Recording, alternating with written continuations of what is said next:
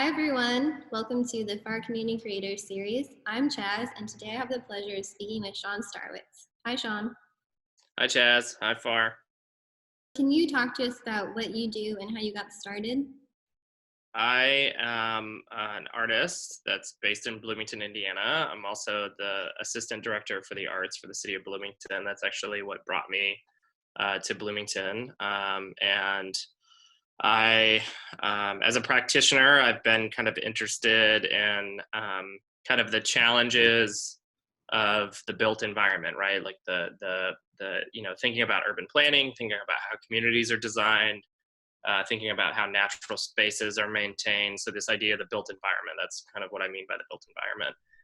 And so I do a lot of work in and around those issues and challenges.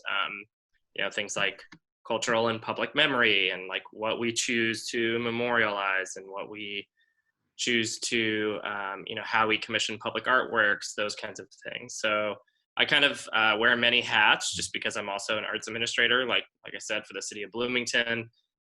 So I kind of moonlight as an artist and daytime as an arts administrator. So it's a little bit of both. So it looks like you're in your studio, Sean, is that correct?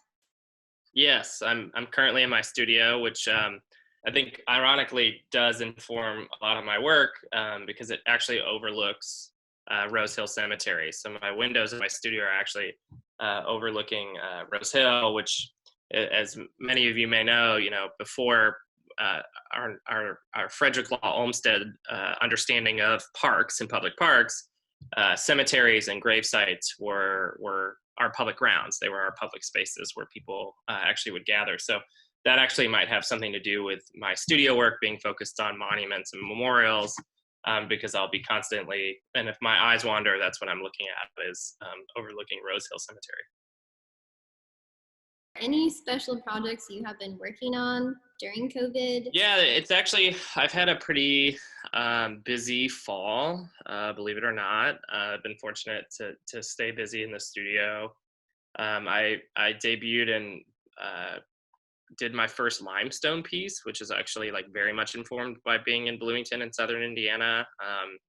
I was invited to be a part of a show in Louisville called We All Declare for Liberty, which is a quote actually from a Lincoln speech.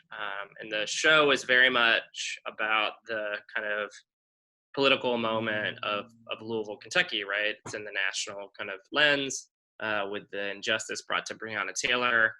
And so I designed and carved this broken obelisk that is designed to be broken and kind of is really a moment for us to kind of consider what 2020 is about, right? Like us being broken in a variety of different ways. So that was one of the bigger projects that I worked on this fall, alongside the Paper Pavilions project, which is actually tied in with my work at the city, being the art director. And that project is a really interesting one that looks at race and landscape, and through using the guise or using the model of a modern sculpture pavilion, which is it's a traditionally like kind of modernist architectural element that usually exists outside of museum spaces, but in conjunction with museum spaces. It's kind of this in-between space that either allows you to enter the museum or be on public grounds or the grounds of a museum. It's kind of started in the 30s with Mies van der Rohe and the trends of architectural biennials and the Venice Biennale. So I wanted to use that kind of framework and commission artists to consider their work in that kind of format in Southern Indiana. So we partnered with the Sycamore Land Trust to potentially use those sites for conceptual projects. Like, none of these projects are real. But yeah, so we commissioned 9 artists to come up with their own version of a modern sculpture pavilion. And so that's what the Paper Pavilions show is about, is that their work's on paper, or they're models, or they're not kind of real, but they have the potential to be real at some point. Some may get built, some may never get built, right? It's kind of up to the artist to kind of pursue, but they're tied to the Sycamore Land Trust nature preserves. And really the show is really about the intersection of race and landscape. As we've seen in Bloomington, the horrible incident that was brought on to Vox Booker and his friends down at Lake Monroe, the history of sundown towns in Indiana in general, the erasure of indigenous and native communities in a lot of our frameworks and museums, and historical kind of consciousness. So it's a really kind of interesting show that tries to kind of thread those kinds of conversations in a variety of different ways. I'm really excited that the FAR will be hosting the Bloomington Paper Pavilion show. I know you had it in Columbus, Indiana, in this month, this January 2021. We will have it in our space. So I'm really excited about that. Yeah, I'm really excited about that partnership. Yeah, that's another thing I forgot to mention about the show. There's the frameworks of the show itself, which is really important, but then also too the larger kind of collaborative networks. For those of you that are affiliated with FAR, FAR is a part of the Bloomington Entertainment and Arts District, known as the BEAD. And that's actually how we got some funding for this project to commission these works and put artists to work, was through the Indiana Arts Commission. And this is actually like a cultural exchange, so to speak, between communities like Columbus, Indiana, and Bloomington. We're connected on 46, which is not a far drive. They have an amazing, modern architectural landscape, and we're kind of always known as the kind of like arts enclave, right, in this part of the state. And but we also, it surveys work from a lot of Indiana or regionally connected artists. Fort Wayne is represented by the works of Maddie Miller.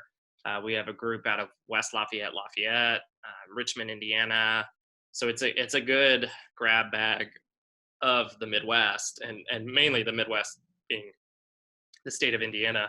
And then there's a few other artists that kind of have geographical ties, or I thought brought interesting frameworks. An artist from Louisville and then an artist from Kansas. And I feel like Kansas and Indiana actually, as states, have a lot in common out of the Midwest.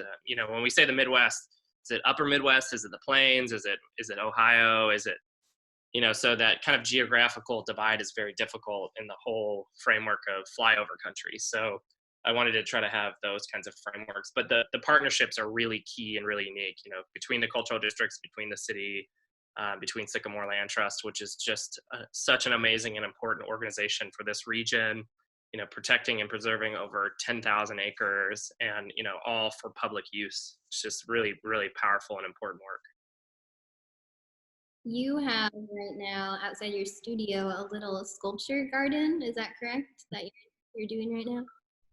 Yeah. It's just a kind of a winter spring project. So I actually ran out of room for my sculptures, and I'm actually partnering with other artists to kind of consider their works in this kind of corner lot.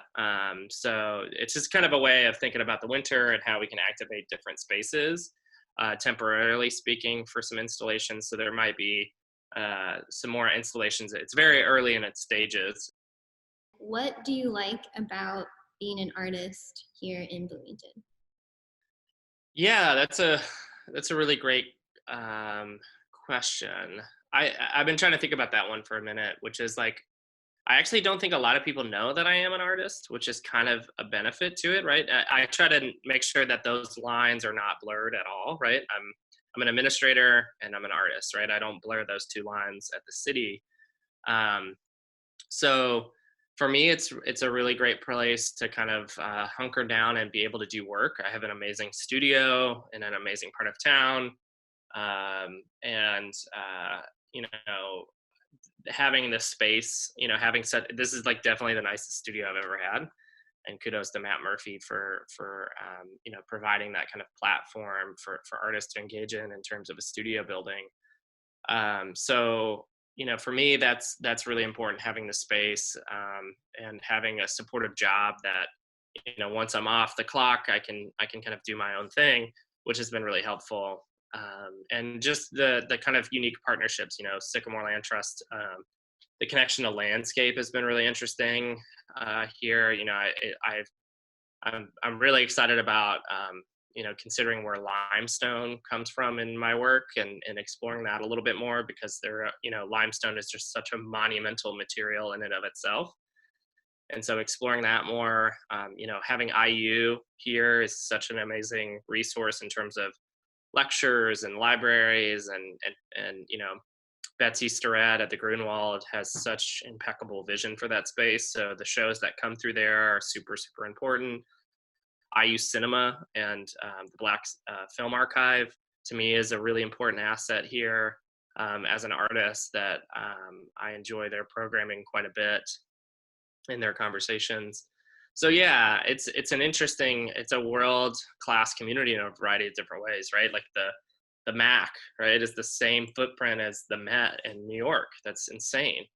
So the experiences, the other arts and cultural experiences here are really, really important for me in terms of research and just inspiration, and then just the ability and space to make work and take time to make work.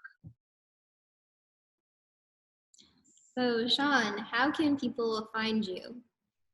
Yeah, so I do have a website that is Sean, SEAN hyphen Starowitz, STAROWITZ, .com, and that has a pretty comprehensive list of all my projects that I've worked on out of my personal studio, including we just created a writings page, which I also write as a big part of my practice.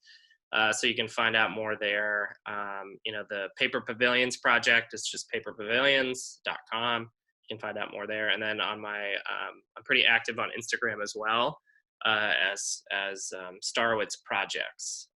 And then I'm also on Twitter. I think it's just Sean Starowitz. So there's a couple different ways to engage in the work that I do. Awesome. Well, thank you so much for chatting with us today. It was really great to learn more about you.